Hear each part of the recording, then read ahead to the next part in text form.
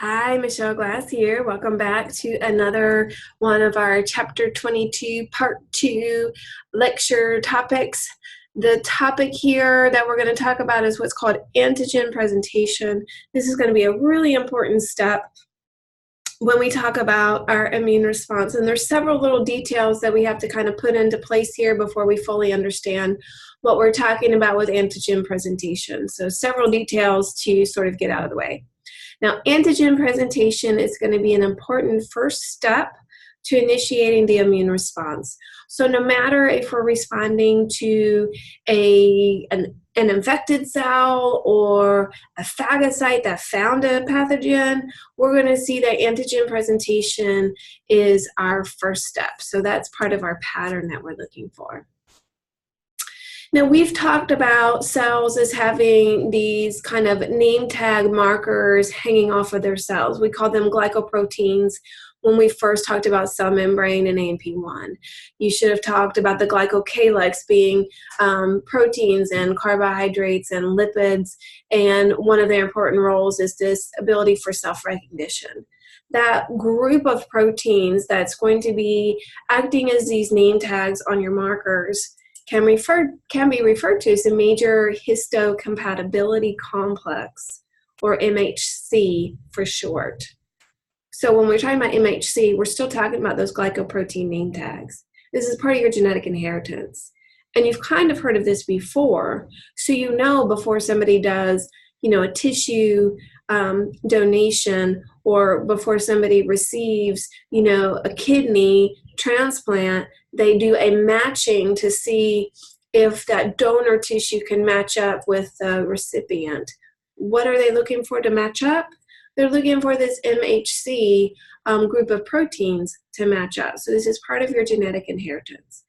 There are different classes of MHC. So you can see here that we're looking at a normal somatic cell. Somatic means body cell. And we have our Class 1 MHC proteins hanging off, holding out the name tag here, that this cell belongs to Michelle Glass. Okay, so Class 1 MHC proteins are found on normal self cells. So this is going to be the majority of what we're going to see if you survey your cells. But there's a second type. This is going to be called Class 2 MHC protein complex. We're going to see these on a group of cells called antigen presenting cells. An APC is basically a phagocyte. Its job is to go around, find foreign invaders, and eat them up. We've talked about that before. But then they have this second job of actually then presenting those antigens out there for lymphocytes.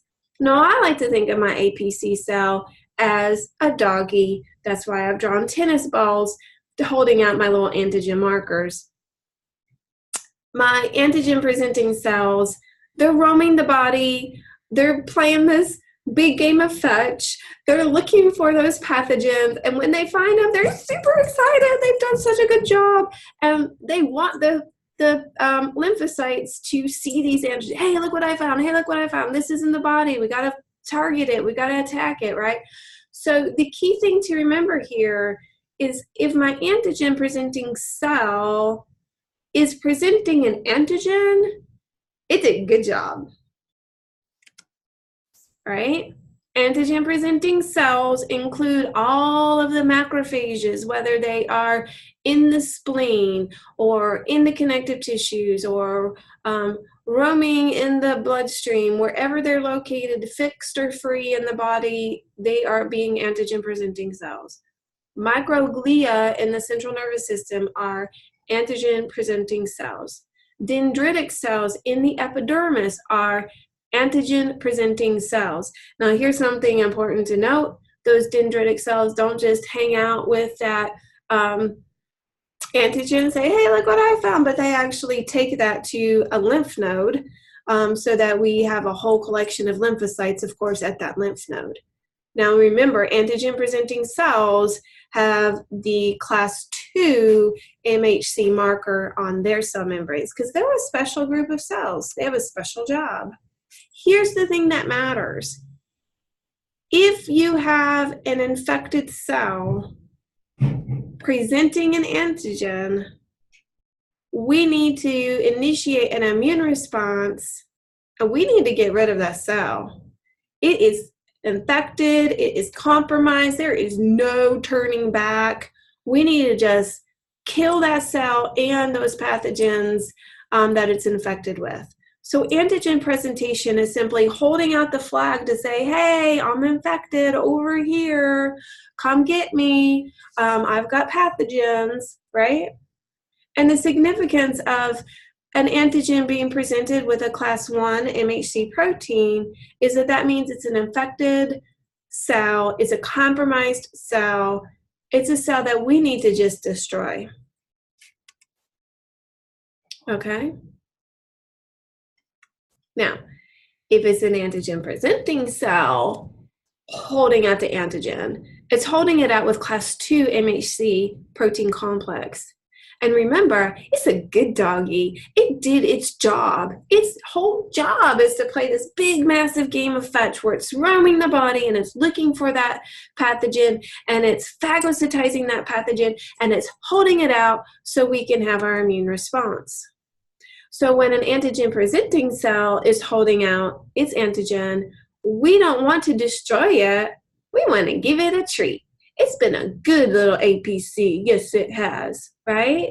Because we're still going to get our immune response, and we're going to not only target infected cells, but we're going to target that antigen as well, okay? So this is the thing to remember. Antigen presentation is the first step to immune response. It's when a cell has either been infected or has phagocytized a pathogen, and it's holding out that antigen in order to initiate an immune response. If it is being held out with a class 1 MHC protein, that means that it is an infected cell and it needs to be killed. It is compromised, there is no return, we need to kill it and the infecting pathogen. If instead that antigen is being presented with a class 2 MHC protein, then it's done a good job. It's an antigen presenting cell, or we'll see that B cells also do antigen presentation with a class 2 MHC protein. And we don't want to kill our messenger because we want that doggy to keep roaming the body and keep finding other pathogens so we can keep having our effective defenses against pathogenic invasion, right? So instead, we still initiate our immune response, but we in no way target or kill our antigen-presenting cell in the case of a class 2 MHC protein complex. All right, next thing we need to look at is our different types of T cells. Okay, I'm sorry that didn't transition very well. T cells will be our lymphocytes that are going to recognize and bind to those MHC proteins presenting antigens. So antigen presentation, we've talked about, that's our first step. That's when either an infected cell or an antigen presenting cell has located a pathogen, it's infected with the pathogen, or it's phagocytized a pathogen, and it's incorporating that antigen as part of the protein markers hanging off of the cell. And then we're going to see that T cells will actually recognize and bind based on that specific antigen. So this is going to be our second step that we'll see. After antigen presentation, you get recognition and binding. Now, recognition and binding implies specificity. Remember, these T cells are all uniquely able to find their particular antigen. They can only see one type of antigen in order to recognize and bind. How do T cells do recognition and binding? Well, they have their own set of proteins that are hanging off of the T cells. This group of proteins is referred to as cluster differentiation markers, or CD for short. There's a whole bunch of these, like 300 different CD markers. Luckily, we only need to talk about 2 of these. Now, your CD markers are binding either to the MHC1 and the specific antigen, or they're binding to the MHC2 and the specific antigen. So we're going to be talking about 2 different groups of T cells based on their different CD markers, and we'll see that one group of T cells is going to bind with MHC1, and a different group of T cells is going to bind with MHC2. But it's important to know that as part of that CD marker, not only is it binding to either MHC1 or 2, but it's also binding to that specific antigen. So that's how it's seeing a very specific antigen.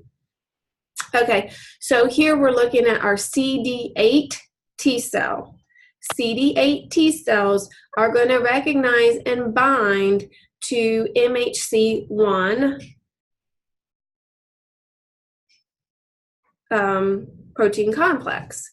Remember that MHC1 has to be holding out the antigen as well. So if a CD8 T cell is recognizing and binding to an MHC1, that means we have one of our cells that's infected. Remember, if our cell is infected, it's compromised, it's over at that point. So we need to kill it.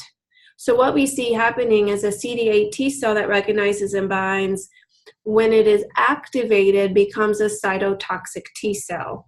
Cytotoxic T cells will kill infected cells. So this is how we're going to get, death to that infected cell. So I had a student come up with this memory device, CD8 will seal your fate. So it's nice and rhymey, so that can help you to remember that if a CD8 T cell recognizes and binds, then ultimately you're going to get destruction to that infected cell. Okay? So CD8 T cells bind to MHC1 protein complex with an antigen. It's a very specific, so you have millions of CD8 T cells that can each see different antigens. But when they're activated, they will produce a cytotoxic T cell, which will kill that infected cell. On the other side, we have Cd4 T cells. Cd4 T cells will recognize and bind to your class 2 MHC markers. If we have an MHC2 marker holding out an antigen, then we know that's an antigen presenting cell. If an antigen presenting cell is presenting an antigen, it's done a good job. So we don't want to kill it in any way, shape, or form. So what we see in this case is our T cell, our CD4 T cell, will recognize and bind to an MHC2 antigen complex, and then it will activate to form a helper T cell. Helper T cells are going to be involved in B cell activation. When B cells are activated, we're going to get that plasma cell, which is the cell that releases our antibodies. The antibodies then are going to be important in helping to target the pathogen in the body, but the antigen presenting cell is in no way harmed as a result of this activation. So CD4 T cells recognize and bind to class 2 MHC, that means an antigen presenting cell. When they're activated, we get a helper T cell, which ultimately leads to the production of antibodies. So maybe we can remember this as CD4 T cells are for helping remove pathogens. All right, that's it for now.